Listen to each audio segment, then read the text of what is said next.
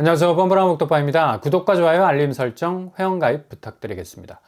이렇게 여윳돈이 줄어들면 어떻게 하나요? 이 어려운 때 현금을 쟁여두는 것이 제일 좋은 피난처가 될 수가 있겠는데 이것마저도 쉽지 않은 상황이 펼쳐지고 있습니다.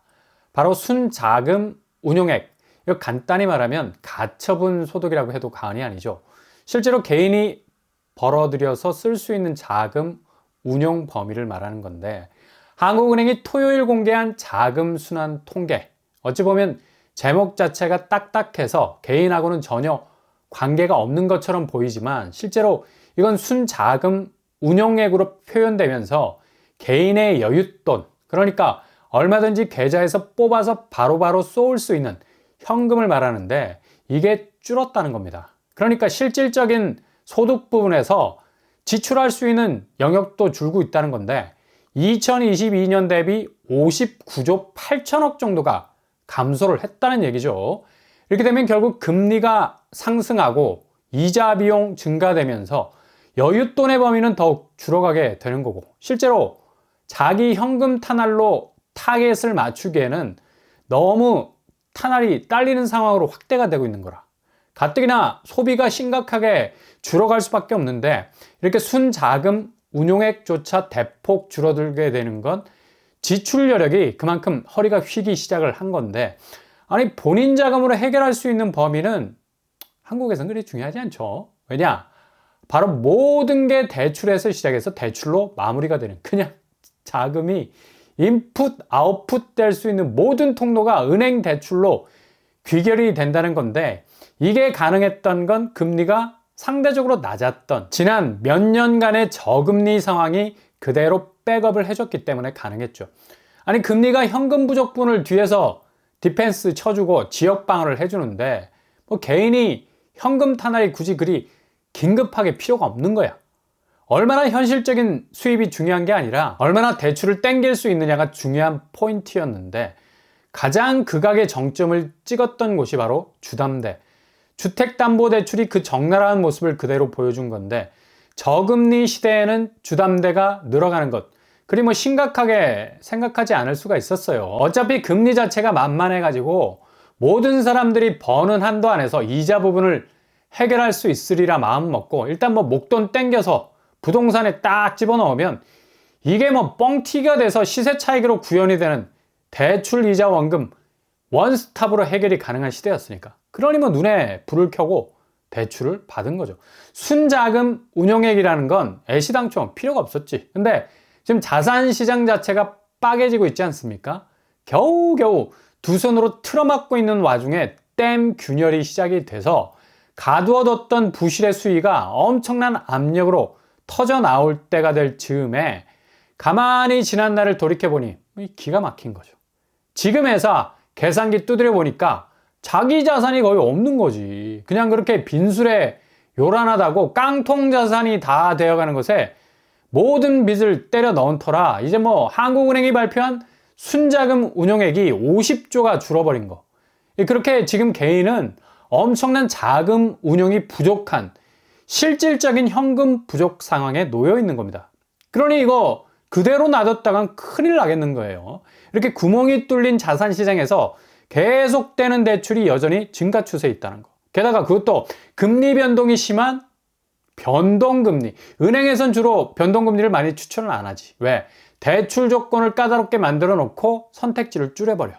변동금리 파이가 많으면 당연히 금리가 춤을 추는 요즘 은행이 이자 장사 제대로 할 수 있는 여지가 많거든. 그러니 금융당국에선 은행권 자체 고정금리 주담대 비중을 30%로 못 박으라고 오더를 내렸는데 기존 뭐 18% 정도 수준밖에 안 됐습니다. 그래서 30%까지 끌어올린다는 건 엄청난 파이의 범위로 확대를 하라는 건데, 변동금리형은 아무래도 금융당국이 봐도 지나친 대출 증가세로 부동산 시장 기둥이 뭐 통째로 뽑히게 생기게 되는 거니까.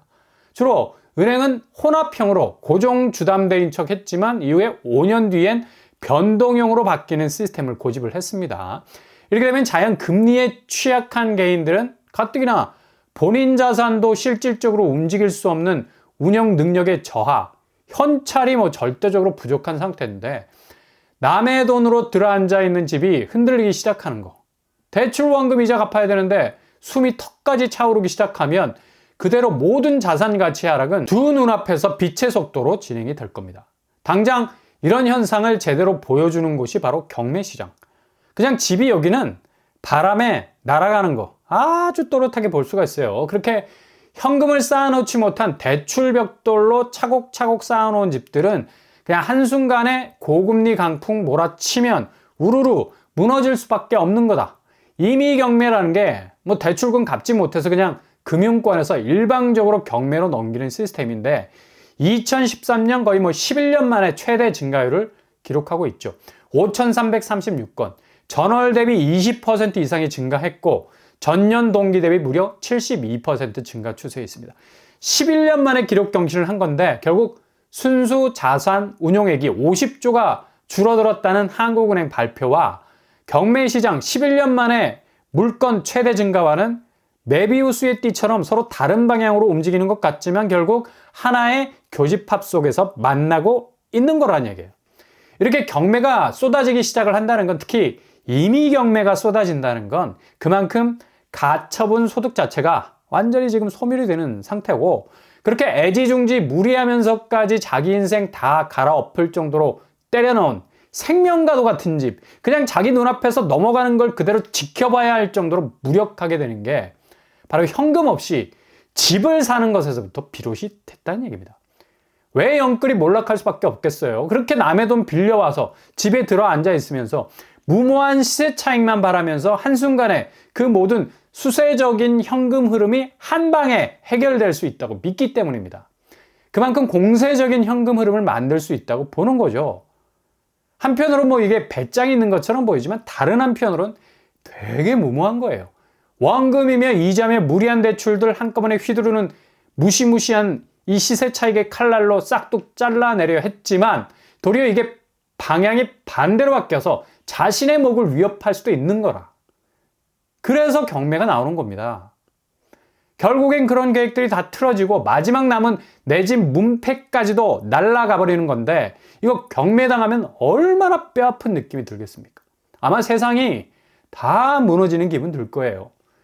이렇게 뭔가 질러야만 속이 뻥 뚫리는 게 한민족, 가슴속 한이 너무 사무쳐서 이런 행동이 나오는지도 몰라.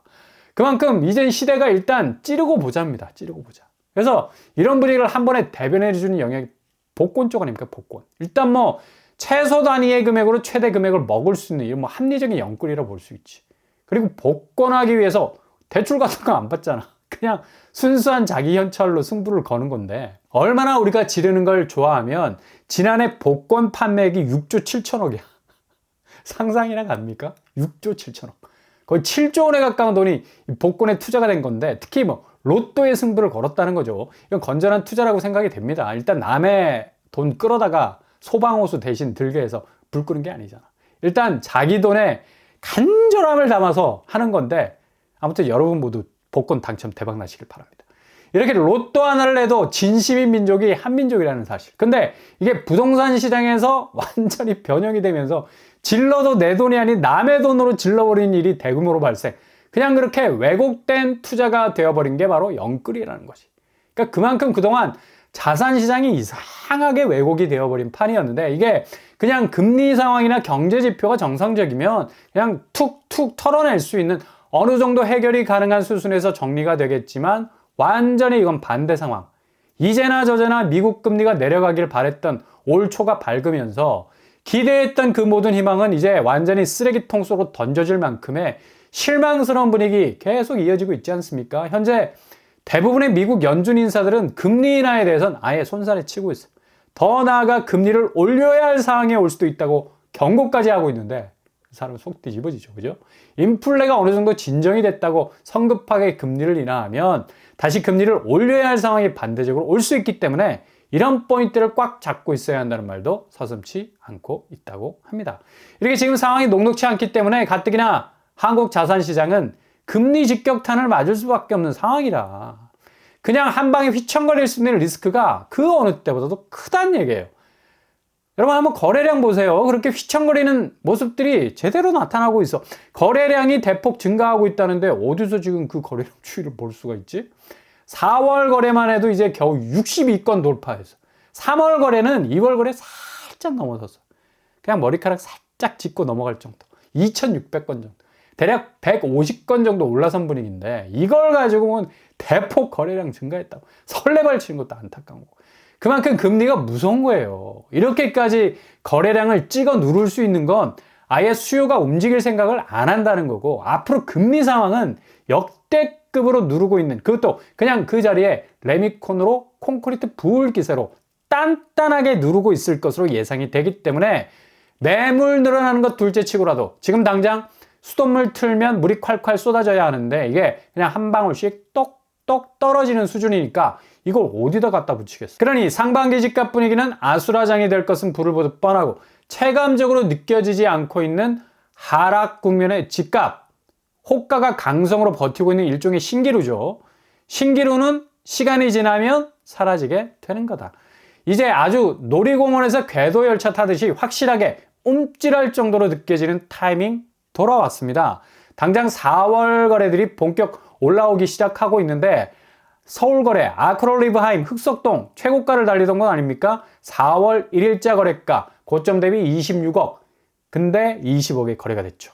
6억 가까이 떨어진 거고, 아크롤리브하임은 여전히 20억이라는 말이 어울리지 않을 정도로 올랐었는데 여기 확실하게 더 떨어질 겁니다. 그리고 강동구 쪽 4월 첫 거래가 떴는데, 강동 롯데캐슬 퍼스트 고점 16억 대비 12억의 거래가 나왔어요.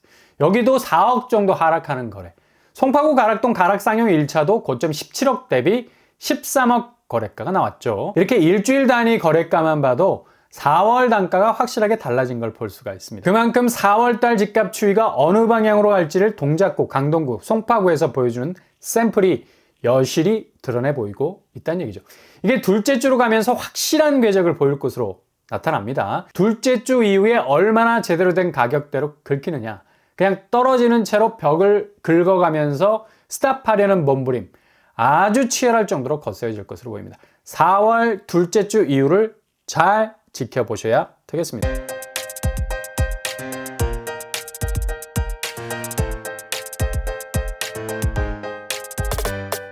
오늘의 부동산 캐리커처, 한국은행이 발표한 개인자금 운용액이 50조 원이 도합 줄었다는 건 굉장히 충격적인 결과죠. 그만큼 개인이 쓸 돈이 없어졌다는 건데, 가뜩이나 대출도 줄고 있어서 현찰이 부족한 상태가 이렇게 계속이 되면 결국 집을 사기 위한 수요는 줄고 거래량도 쪼그라들 수밖에 없는 거죠.